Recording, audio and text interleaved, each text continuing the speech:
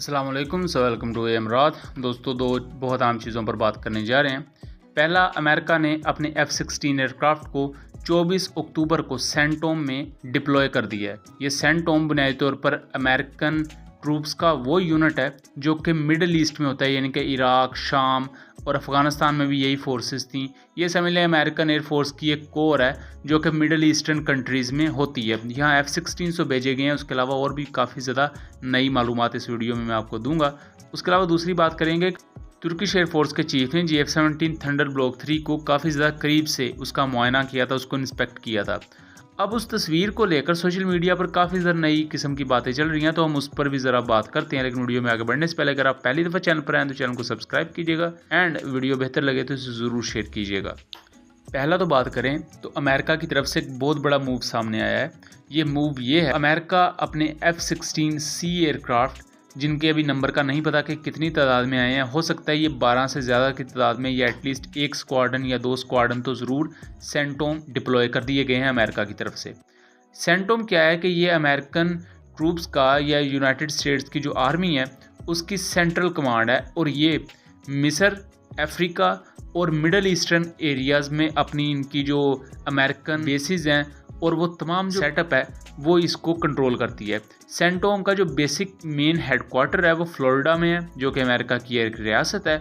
और आपको ये भी मैं बताता चलूँ कि सेंटोम की ट्रूप्स ने ही कुवैत में इन्वेड किया, इराक पर हमला किया, फिर अफ़गानिस्तान में भी यही ट्रूप्स रहीं, एंड इवन पाकिस्तान के भी कुछ एरियाज़ में जब इन्होंने पाकिस्तानी एयर बेसिस यूज़ करते रहे हैं तो तब सेंटोम की ट्रूप्स ही यहाँ रहती रही हैं।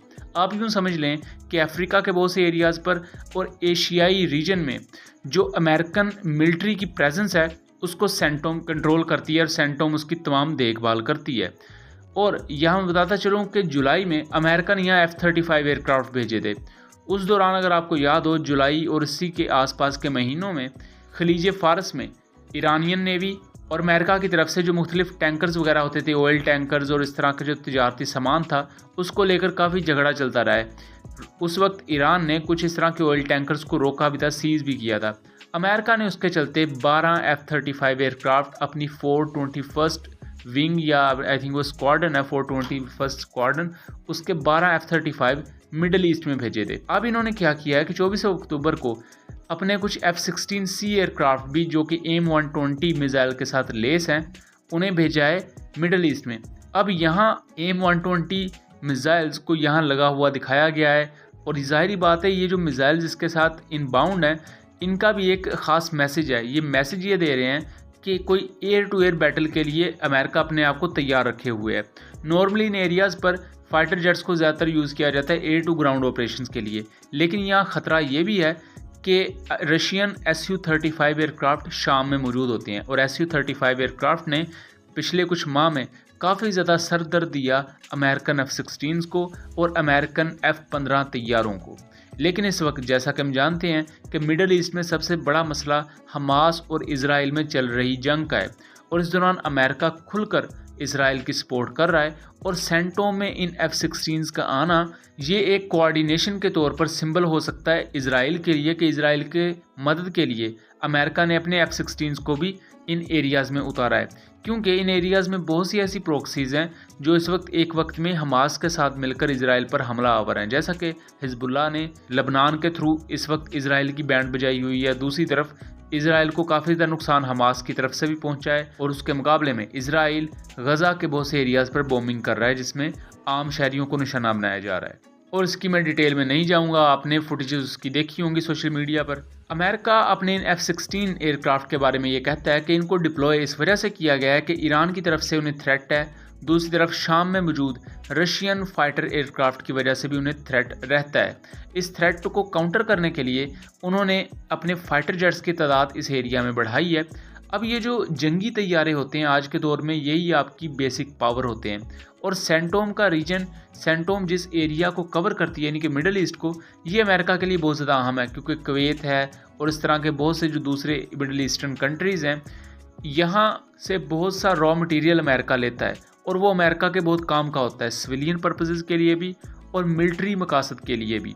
यहाँ जैसे शाम की आपको मिसाल दूँ तो शाम कहने को एक मुल्क है, लेकिन उस मुल्क के कुछ हिस्से पर बशारुल असद की हुकूमत है और बशारुल असद के उस एरिया में रूसी तैयारे हैं, जबकि जिन एरियाज़ पर कुर्द मिलिटेंट्स मौजूद है वहाँ अमेरिकन एयरफोर्स बेसिस मौजूद हैं और अमेरिका अपने फाइटर जेट्स को वहाँ से यूज़ करता है। तो इस तरह कहने को ये जो मिडिल ईस्टर्न कंट्रीज़ हैं वो कहने को तो एक मुल्क हैं, लेकिन मुल्कों के अंदर धड़े हुए पड़े हैं और हर धड़े को एक अलग-अलग तंजीम या अलग-अलग हुकूमत चलाती है। अब ये देखना दिलचस्प होगा कि अमेरिका की तरफ से जो अजाफी F-16 इन एरियाज़ में डिप्लॉय किए गए हैं, इनके मुकाबले में हिजबुल्ला, ईरान या रूसी फ़ज़ाइया जो कि इस शाम में मौजूद है वो किस तरह इसको रिएक्ट करती है, किस तरह इसके रिएक्शन में कुछ करती है या अपनी डिप्लॉयमेंट वो किस लिहाज से बढ़ाते हैं। अब हम दूसरा बात कर लेते हैं। तुर्किश एयरफोर्स के चीफ ने GF-17 थंडर ब्लॉक 3 के कॉकपिट का मुआयना किया, जो रिसेंटली पाकिस्तान, सऊदी अरेबिया और तुर्की के दरमियान एयर वॉरफेयर एक्सरसाइजेज जारी थी। इंडस शील्ड 2023 इनका नाम है। तो इन एक्सरसाइजेज में तीनों एयर फोर्सेस की तरफ से बड़े पैमाने पर अपने जो फाइटर जेट्स थे, जो लीडिंग फाइटर जेट्स थे, सबसे ताकतवर इन तीनों एयर फोर्सेस की इन्वेंट्री में, उनको इकट्ठा किया गया, उनको एक प्लेटफॉर्म पर मुख्तलिफ बैटल एक्सरसाइजेज के लिए पिच किया गया। ये एक्सरसाइजेज तीनों मुल्कों की एक्सपर्टीज़, उनके पायलट्स की ट्रेनिंग, उनकी प्रोफेशनलिज्म को बूस्ट करने के लिए बहुत ज़्यादा अहम थी। इंडस शील्ड 2023 एक्सरसाइजेज से रिलेटेड जो मुख्तलिफ फैक्ट्स हैं उन पर मैं पहले भी काफ़ी वीडियोस कुछ बना चुका हूँ, 3-4, तो उनको आप जाके देख सकते हैं। वीडियोस की लिस्ट में जाएंगे तो रिसेंट आपको इससे रिलेटेड वीडियोस मिल जाएंगी। बहरहाल ये जो एक तस्वीर इससे रिलेटेड मंजर आम पर आई जिसमें तुर्किश एयरफोर्स के चीफ GF-17 ब्लॉक 3 के कॉकपिट का मुआयना कर रहे हैं। अब इसको लेकर सोशल मीडिया पर बहस ये चल पड़ी, क्या तुर्की GF-17 थंडर ब्लॉक 3 खरीदने जा रहा है?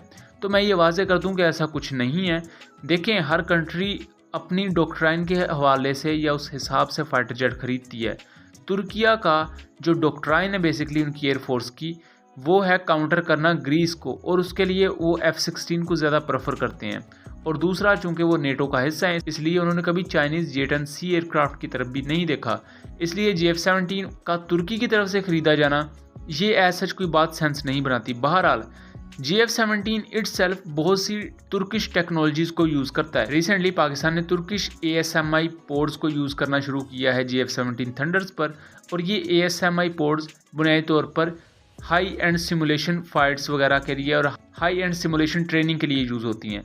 मतलब कि अगर आपने ट्रेनिंग करनी है कि एक पहाड़ी एरिया पर या एक पहाड़ी इलाके पर एयर वॉरफेयर किस तरह की होगी, तो ACMI पोड वैसी सिचुएशन कॉकपिट के अंदर पायलट को दिखाती है, जिससे पायलट बेशक उस पहाड़ी एरिया में मौजूद ना भी हो, लेकिन उसे ये अंदाज़ा हो जाता है कि पहाड़ी एरिया में हवा का प्रेशर ये होगा या जो G फोर्स होगी, ग्रेविटेशनल पुल होता है, वो हम पर इस तरह असरअंदाज होगा। तो ये तमाम चीज़ें ACMI पोड दिखाती है और नेक्स्ट लेवल की समझ लें आप ट्रेनिंग के लिए वो काफ़ी ज़्यादा आम होती है। उसके अलावा तुर्किया का SL पोड GF-17 थंडर्स यूज़ करते हैं, और ये SL पोड ना सिर्फ एयर टू ग्राउंड रिकॉनिसेंस या सर्वेलेंस के लिए यूज़ होता है, बल्कि टारगेटिंग के पर्पसेस के लिए भी यूज़ होता है और एयर टू एयर डिटेक्शन भी ये फ्राहम करता है।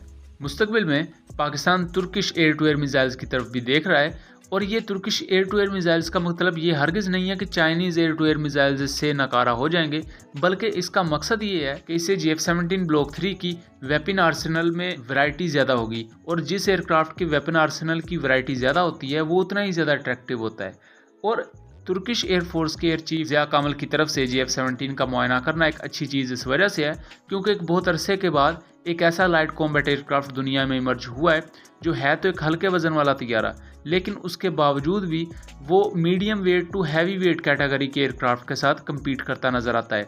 ऐसा एयरक्राफ्ट इससे पहले हमें जैज 39 ग्रिपन नज़र आता है जो कि स्वीडन बनाता है। जैज 39 ग्रिपन का A, B और C वर्जन ये लाइट कॉम्बैट एयरक्राफ्ट हैं, जबकि इसका E और F version medium wait combat aircraft हैं जैसे F-16 और J-10C हैं। तो जो जैज 39 ग्रिपन है ये लाइट कॉम्बैट एयरक्राफ्ट होते हुए भी F-16 से कम्पीट करता था और आज भी करता है, और बहुत ज़्यादा एडवांस और अच्छा एयरक्राफ्ट समझा जाता था, इवन हल्के वजन वाला तैयारा था। इसी तरह जो GF-17 ब्लॉक 3 है वो हल्के वजन वाला तैयारा, लेकिन उसके बावजूद भी वो उन तमाम फ्यूचर टेक्नोलॉजीज़ के साथ आता है जो कि एक 4.5 प्लस जनरेशन के एयरक्राफ्ट को चाहिए होती हैं। तो ये चीज़ इसे अपने आप में काफ़ी ज़्यादा मुनफरद बनाता है, और इसी के चलते ही तुर्किश एयरफोर्स के चीफ ने इसको इंस्पेक्ट किया होगा और पाकिस्तान एयरफोर्स की तरफ से भी उन्हें ये तमाम इंस्पेक्शन के लिए आगे लेकर आया गया और इससे ओवरऑल भी एक अच्छा इमेज जाएगा GF-17 का ग्लोबल मार्केट में। सो उम्मीद करता हूँ चीज़ें क्लियर रही होंगी। मिलेंगे अगली वीडियो में, तब तक के लिए अल्लाह हाफिज़।